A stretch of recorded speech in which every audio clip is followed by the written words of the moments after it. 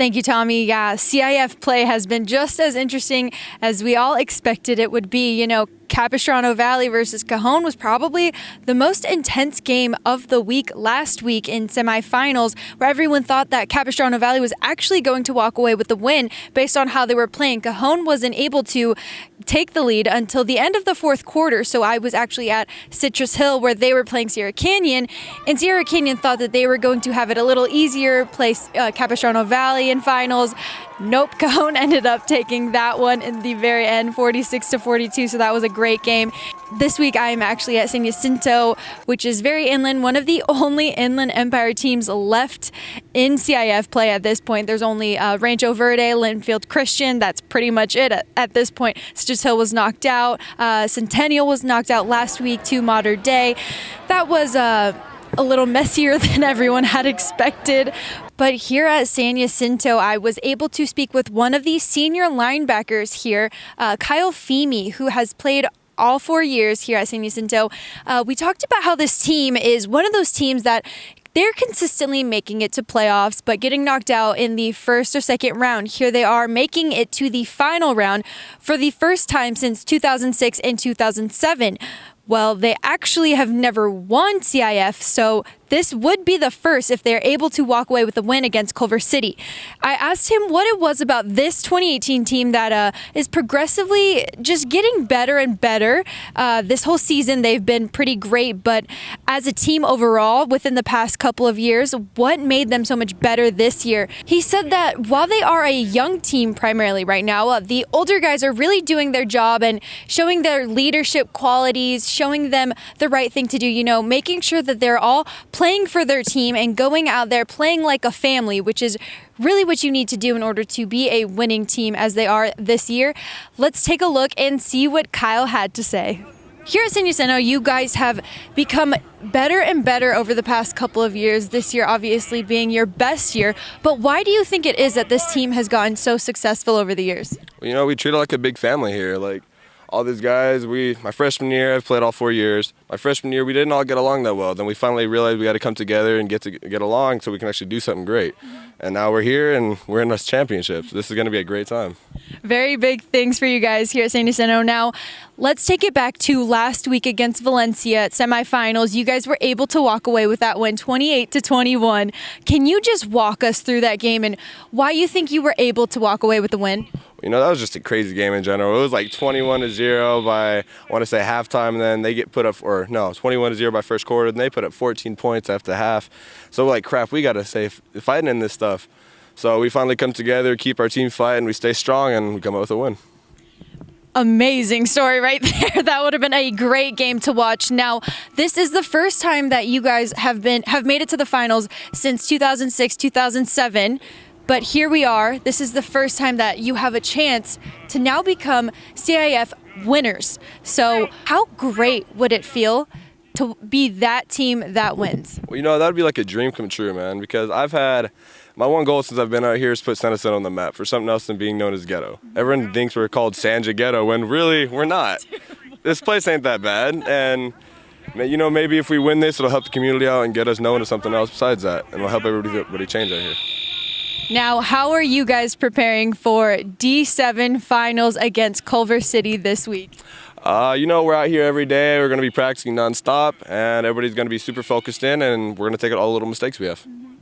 You guys could be kicking back, relaxing, watching some Netflix, eating a lot of food, preparing for Thanksgiving, but here you are out here at 8 a.m. preparing for the finals. So I'm looking forward to watching you guys. Thank you so much for your time. Thank you. So as you heard, they're doing everything they can to prepare for D7 finals against Culver City. Luckily, it is at home in San Jacinto, so they don't have to make that terrible drive that Culver City is unfortunately going to have to make. They're really focusing on studying up on their film, putting in all this extra work here on Thanksgiving week, unfortunately. But, you know, of course, they want to be that team that brings home the championship for San Jacinto. As he mentioned, he really wants to put San Jacinto on the map for something other than its Sanja Ghetto, as other people calling out here, which I thought was kind of funny. I had never heard of that before, even being from the Inland Empire myself. I do want to go ahead and give out a couple of game balls from last week's play. We'll start off with San Jacinto. Actually, Wayne Thomas is their wide receiver here. I got to speak with him. He has had a broken hand for just about half of the season. He got it week 6, and he went out there, played the very next game. He never stopped playing, actually, and he ended up taking the cast off himself. So that just goes to show you how much football means to him. He made a couple of touchdowns. He has done great with or without the cast. So he's definitely one of the leaders here at San Jacinto. I also want to touch on Drake Jackson, defensive lineman at Centennial. Now, while that game was not what Centennial was hoping for, their offense was really the downfall of the team. Their defense did their job. I believe they gave up 2 touchdowns still, not their greatest game. Drake Jackson went out there and did his best and, really stuck to his name, QB Killer, as he got a couple of sacks in. Once again, he never stops. A couple others I do want to give out were from the game that I was at last week, Citrus Hill versus Sierra Canyon. First, EJ Gable, who was on Sierra Canyon, running back for them. He scored 2 touchdowns. He had a great game. He's very fun to watch. He's only maybe even a couple inches shorter than myself. I interviewed him after the game and, compared my height.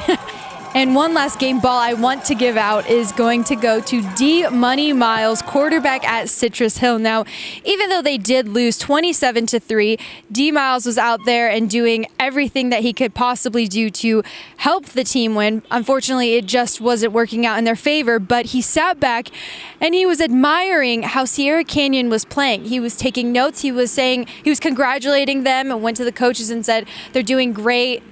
It was really good to see because that's not something that you see very often from a player, especially at that age where they take winning so seriously.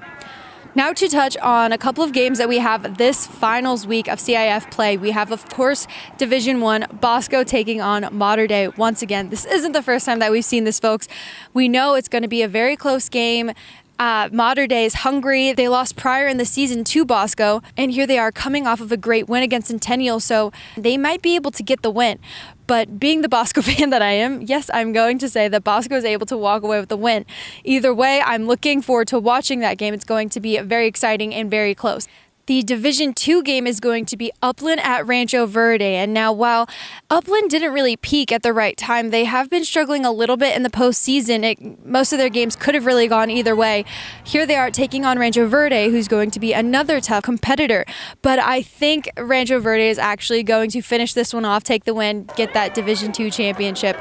And now heading off to Division III, we have Sierra Canyon versus Cajon. Now, Cajon, as we mentioned, took on Capo Valley last week, and they really struggled. So this is going to be close. As always, most of these games are pretty much going to be very close, but I think Cajon, being led by Jaden Daniels and a couple other guys, you got Jonathan Perkins, Cam Stevens, they've got a lot of really good players, strong players. I think Cajon will be able to pull through after the rough week that they had last week. Hopefully this week they take the moment to focus, watch a lot of film, and get prepared for Sierra Canyon because they're not going to be an easy team to mess with. I'm excited for this week of finals. Back to you, Tommy.